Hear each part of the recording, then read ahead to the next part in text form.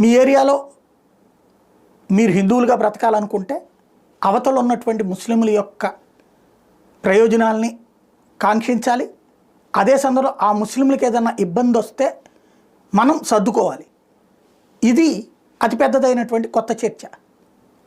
ఒక లక్కిరెడ్డిపల్లె ఉదంతంలోనూ, ఒక రాయచోటి ఉదంతంలోనూ ఆంధ్రప్రదేశ్ దాకా పాకేసింది. తెలంగాణలో హోలీ పండగకి సంబంధించి ఎలాంటి ఆదేశాలు ఇచ్చారు?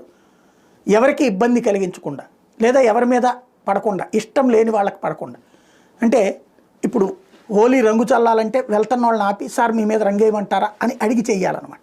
సరే, అట్లని కనబడిన వాళ్ళందరి మీద వేయమని నేను చెప్పను. హోలీ ఎక్కడ జరుపుకుంటారు? ఎవరికి ఇబ్బంది లేనటువంటి పరిస్థితి ఏముంటుంది? మ్యూజిక్లు పెట్టుకుని మరీ హోలీ జరుపుకుంటుంటారు. అంటే క్రమక్రమంగా హిందువుల పండుగల మీద ఆంక్షలు. Okay, good. ఇది ప్రజా సంక్షేమం కోసం, దేశ సంక్షేమం కోసం, లేదంటే కనుక ఇతర ప్రజలు ఇబ్బంది